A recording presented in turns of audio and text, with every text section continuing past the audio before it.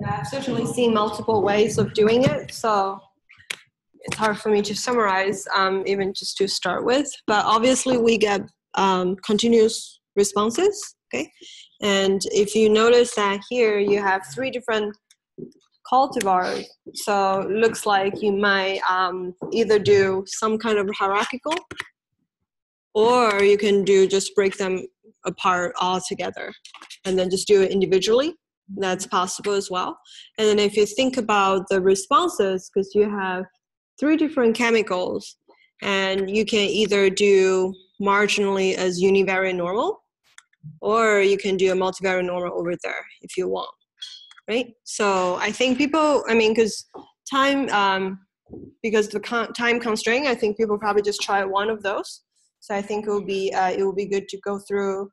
Maybe some of you would like to talk about what you have done, but just now I just talked about some possible ways of doing it. But in the end, depends on what kind of questions you want to answer, and the MCMC summary in the end of the results. You might choose one over the other. But now let's maybe go through some of this, hopefully from people who haven't talked about your results yet. Anyone? I can also just bring this to whoever wants to talk and then share the screen of people's write-up over here. Anyone?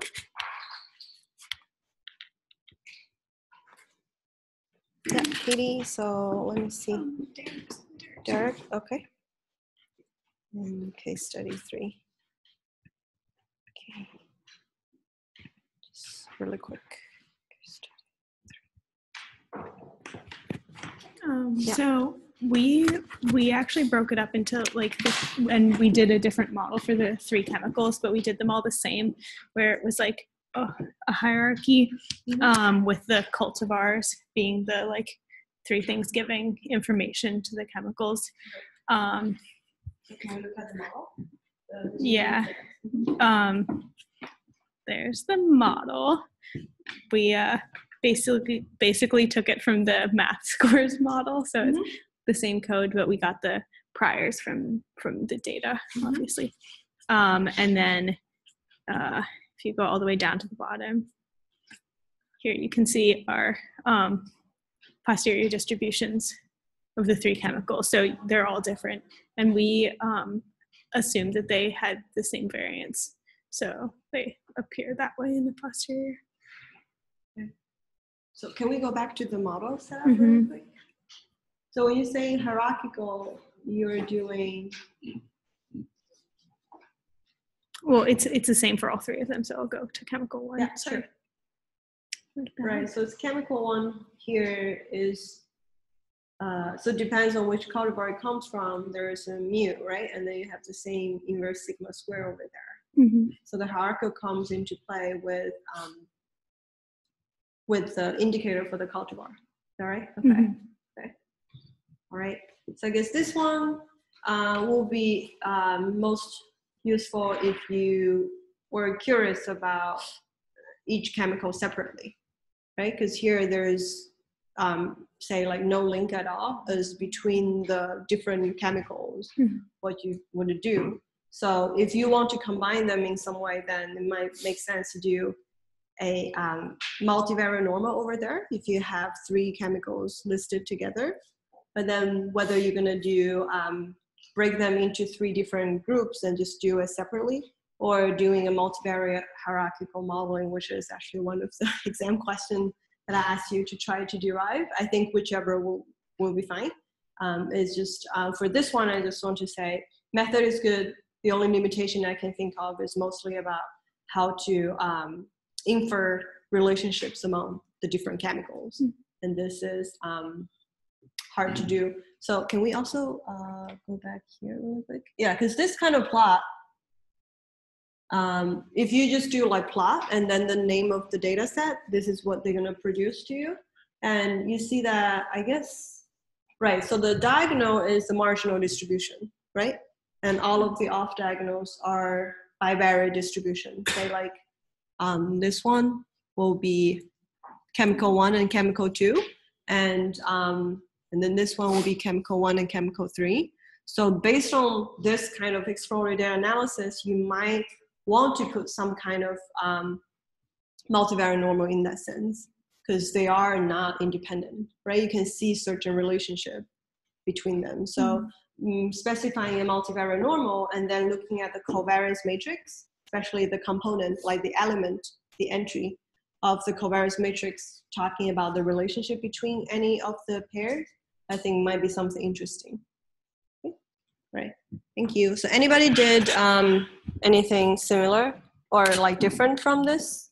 Say if you either not doing a hierarchical modeling, or you have done, say, like a multivariate normal, and that produces something that you think is worth sharing.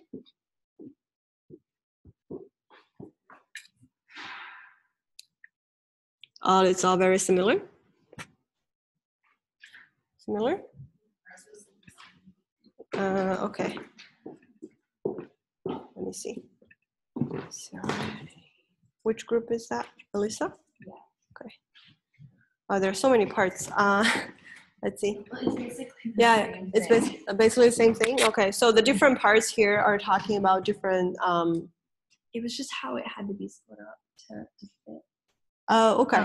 Okay, yeah, but the methodology is the same. Okay. All right. Anything else?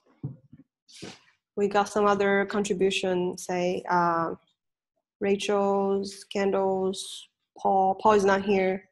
Paige, did you do similar things, or you have something different? Yeah, I could have sent my model to Jags and I can't figure out why. Right. Okay. But so I pretty much did what the last group did, except I put it all in one model. Okay. Do you mind if I bring this up and then? Okay. I mean, it isn't. Yeah, I guess we could look at the model and try to see what's wrong. But instead of doing like one model for each chemical, I just kept it as one full model. But then once I got to this tau with the power, it told me like it wouldn't work. Like there was an error with the power function, and I was like really confused why. And I just like still can't figure it out. So then I couldn't send it to Jags. So then I couldn't do any of the MCMC. Yeah, but yeah. Let's see. So I did the same thing, but it works. Like I did it in Jags. Yeah, in Jags. Okay. So, but you posted the code like in the document, right?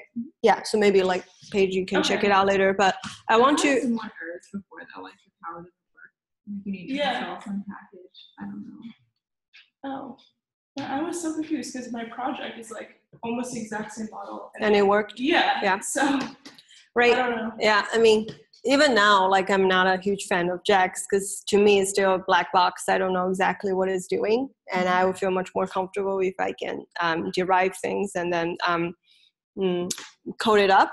But before we move on, I just want to make a comment over here. So I think the way the page set things up over here, it's still like, I think it's still modeling the chemicals separately, right? You just write it all together in a big loop, but you're still doing, but you have the hierarchical modeling this way because you have a different, based on the different cultivar, right? But I think your difference is you have a different different sigma square for different chemicals, right? Because I think Katie's group, you're putting the same inverse sigma square over there for all of the chemicals, which might not be a good choice because each variable has a different distribution, and then the variability, I mean, I think even the ranges are different. So it might not be as good as putting it in this way. Yeah, but again, that's fine. Anybody did put the cultivars separately and then do it? Oh, go ahead. Sorry. Everything is really similar. We held the root sigma to be the same. Yeah, sorry.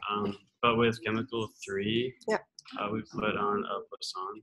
Oh, okay. Can you just give me a second? Yeah. And then, all right. So something different here. So it's case study 3. Okay, and I have to share study 3 over there. All right.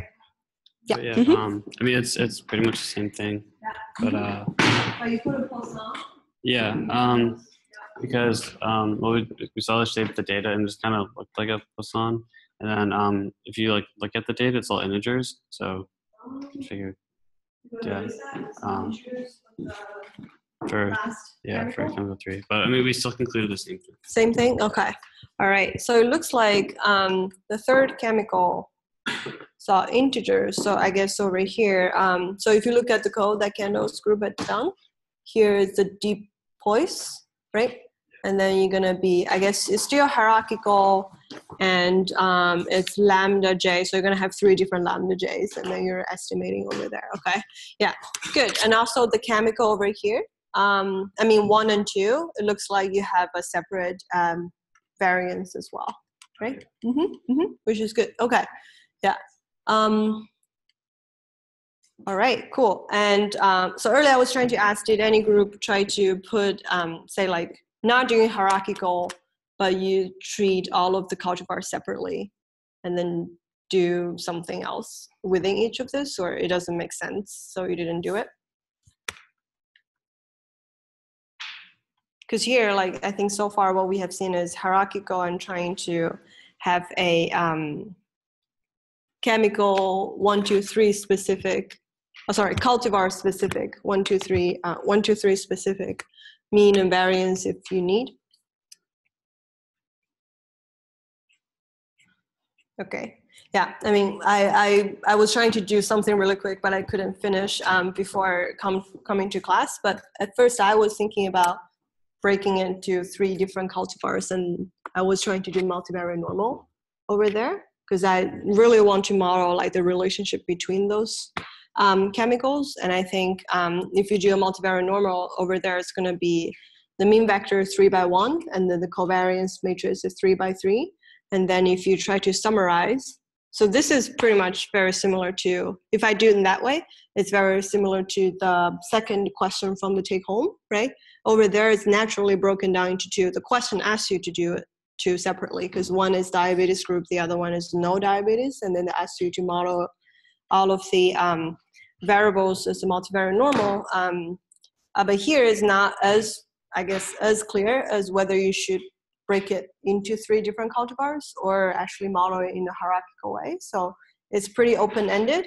And yeah, so I should say, like, back then when I found this data set and tried to write it up, I was planning on doing a multivariate normal. But again, the data, people interpret it differently, and then I guess it depends on the goal of your analysis. You might come up with different methodology altogether. Okay. All right.